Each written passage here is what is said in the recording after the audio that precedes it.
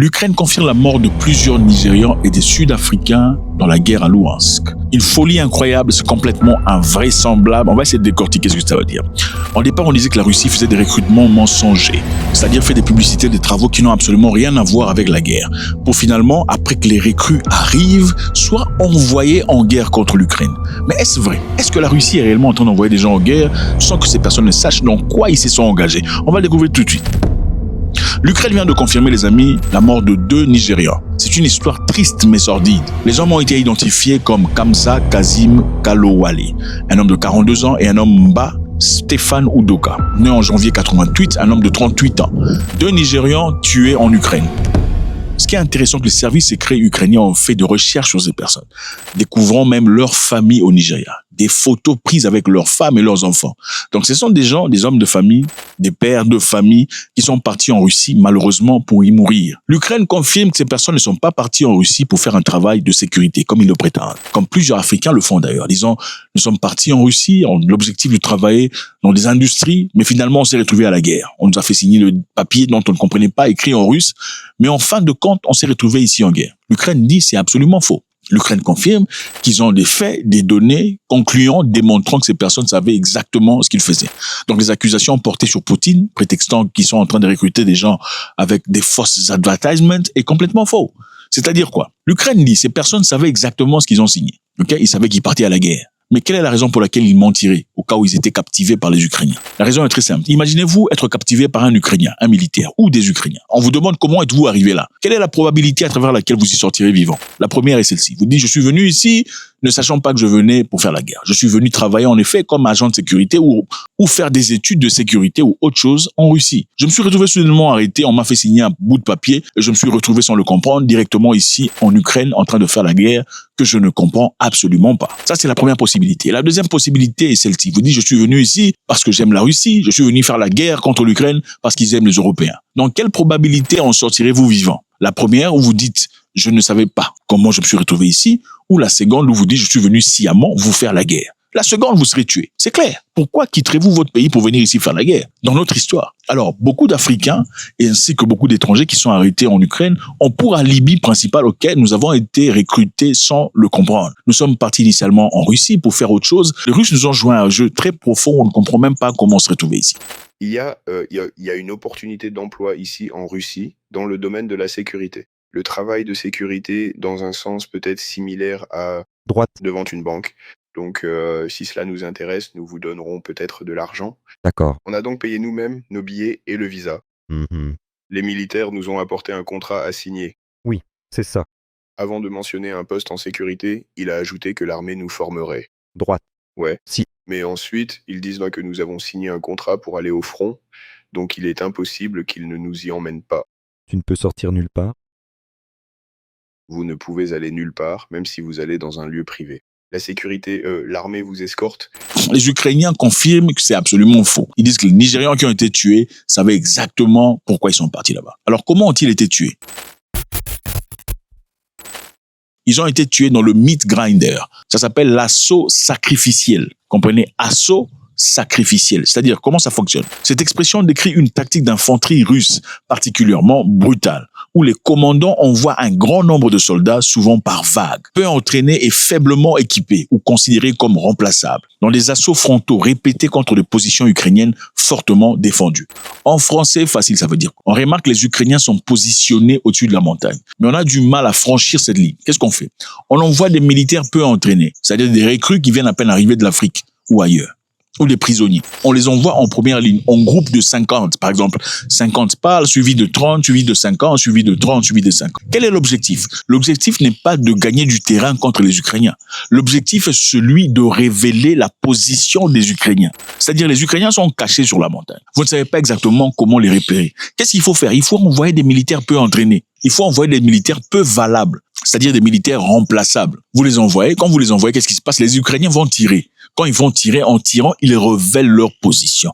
Comme ça permettra à l'artillerie de bombarder où les Ukrainiens se trouvent. Vous comprenez? En anglais, on appelle ça le meat grinder. En français, on l'appelle aussi l'assaut sacrificiel. L'objectif, c'est être sacrifié pour révéler la position de l'ennemi afin qu'il soit écrasé. L'objectif n'est pas nécessairement de réaliser des percées rapides avec un minimum de pertes, mais plutôt d'épuiser le défenseur ukrainien par la pression constante et puis les munitions. Et ensuite révéler des tirs ukrainiennes, les emplacements des drones et les points fortifiés afin de faire des attaques réussies. Donc, les Africains, en d'autres termes, sont servis pas pour faire la guerre. On se sert des Africains dans le meat grinder ou l'assaut sacrificiel, dans l'objectif de surcharger la défense ukrainienne pour que les militaires expérimentés enfin l'écrasent. Maintenant, est-ce que j'ai pitié de ces deux Nigérians? Absolument pas. Désolé, je pense que la vie, l'argent est très important.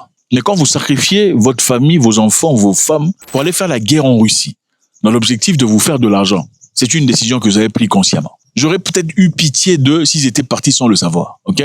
Partis travailler dans des boucheries, finalement vous vous retrouvez bouché dans la guerre. Là, je dirais, ok, je suis vraiment désolé.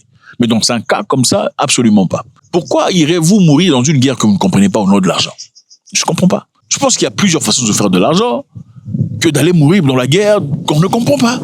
Par contre, je serai toujours déçu par le gouvernement nigérian, qui ne fait absolument rien pour changer la vie des jeunes Nigérians. Okay? C'est bien triste. Une population de plus de 220 millions d'habitants, dont on ne sait pas comment limiter le nombre. Comprenez, le Nigeria grandit au jour le jour. Tout le monde veut faire au moins 2-3 enfants. Dans 10 ans, il y en aura combien? 500, 600 millions d'habitants. Et en fin de compte, vous en faites pas. En fin de compte, ça touchera aussi votre pays. Parce que les Nigérians ne vont pas vivre au Nigeria, puisqu'il n'y a pas assez de ressources pour tout le monde. Ils iront aller dans les pays à côté. Et les Nigérians que vous connaissez ne sont pas nécessairement des gens absolument humbles, hein, pas du tout. Ce sont des gens qui réclament leur terrain. Et quand vous réclamez votre terrain chez autrui, après longtemps, ça peut devenir compliqué et xénophobe. Le même cas des Sud-Africains. Dans le cas des Sud-Africains, Vladimir Poutine a promis de renvoyer, de rapatrier des Sud-Africains qui sont engagés à la guerre en Ukraine. Contrairement aux Nigérians, saisissez-moi bien, Poutine pour les Sud-Africains a promis de renvoyer des Sud-Africains engagés à la guerre en Ukraine, en Afrique du Sud. Le président russe Vladimir Poutine s'est engagé à soutenir le rapatriement des Sud-Africains bloqués sur le front de la guerre Russie-Ukraine.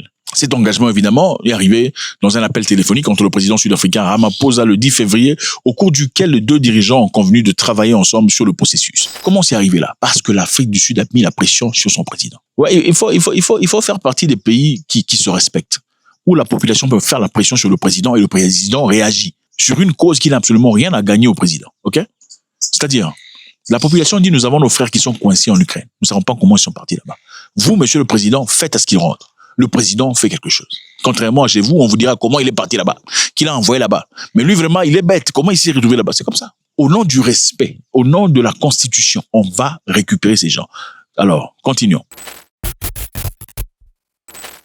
Beaucoup auraient été trompés apparemment et attirés en Russie sous faux prétextes. On leur aurait promis de l'emploi tel que la formation de garde du corps, d'agents de sécurité et de fonctions administratives parfois liées à des offres associées au parti sud-africain MK. MK, c'est le parti sud-africain de monsieur Jacob Zuma. D'ailleurs, sa fille, Duduzi Zuma, cette femme ici, Duduzi Zuma, était appelée au tribunal pour des accusations selon lesquelles elle recrutait des gens pour aller travailler en Russie. Mais elle aurait aussi su que ce n'était pas seulement lié aux agences de sécurité du bazar, ces gens iraient à la guerre. C'est la fille de l'ex-président, mais appelée au tribunal. La fille de l'ex-président sud-africain appelée au tribunal pour être jugée. Tenez-en compte. Dans plusieurs pays africains, le fils du président peut tirer sur quelqu'un. Jamais de la vie il sera présenté à la justice. Continuons notre histoire. Alors, la question ici est très simple. Comment ils se sont retrouvés là-bas? C'est simple. C'est l'amour de l'argent. Vous pensez que ces gens sont partis là-bas parce qu'ils pensaient travailler en agence de sécurité et tout le bazar? Écoutez, il y a plusieurs agences de sécurité en Afrique du Sud. Pourquoi ne pas travailler en Afrique du Sud? Bon, je pars en Russie parce qu'il y a plus d'argent. Bon, pourquoi vous partirez en Russie pour aller faire un boulot dans un pays clairement en guerre? Et après avoir entendu, puisque c'est pas la première fois, qu'il y a eu des rapports selon lesquels des gens qui partent en Russie pour du travail se retrouvent en guerre en Ukraine. Pourquoi déciderez-vous, avec âme et conscience, d'aller vous retrouver dans des conditions très similaires? Ça n'a aucun sens. Par contre, ce qui a de sens, c'est quoi? Ce sont des gens qui auraient peut-être signé un contrat disant, on va aller en Russie pendant 3 mois ou 6 mois faire la guerre en Ukraine, gagner de l'argent et rentrer à la maison. Mais après avoir achevé les 3 mois ou 6 mois, on leur aurait dit, écoutez, monsieur, vous ne partez pas encore. Il faut continuer. Hein? On veut encore de vous ici pendant 4 mois. Ou peut-être la guerre a vraiment chauffé. Ils ont dit, non, nous, on va arrêter, on veut rentrer. Les Russes ont dit, non, vous ne rentrez pas. Vous ne rentrez malheureusement pas. Imaginez-vous un Sud-Africain qui se retrouve en Ukraine après avoir signé un deal et son deal est fini après 6 mois. Il veut rentrer à la maison. Les Russes disent, tu ne rentreras pas. Il faut continuer encore 6 mois. Comment il va rentrer? Il ne peut pas rentrer. Quelle est sa seule façon de rentrer à la maison? Soit il se donne aux Ukrainiens, ou bien il fait appel à son gouvernement disant, écoutez, sortez-moi d'ici, je ne sais pas comment je suis arrivé ici. Je suis venu en Russie pour travailler ou étudier, et finalement, on m'a balancé ici sans que je le sache. C'est plus convenable, n'est-ce pas? En tout cas, dans tout ça, la leçon est très simple. Cette guerre ne vous appartient pas, ne vous y engagez pas. L'argent est très bien dans la vie. Okay? C'est bien. Hein, on ne sera pas tous des Dangote, Aliko Dangote, absolument pas. Il faut aussi savoir se contenir de ce que Dieu vous donne. C'est très important. L'argent peut se faire, mais au prix de la vie et le souci de la famille, ça n'a aucun sens. Faites-moi savoir ce que vous en pensez. Je pense qu'il y a des leçons très intéressantes ici, plusieurs en tout cas, y compris avoir un président dans un pays où les gens se respectent. Ça vous donne un autre niveau de sauvegarde et de respect international. God bless.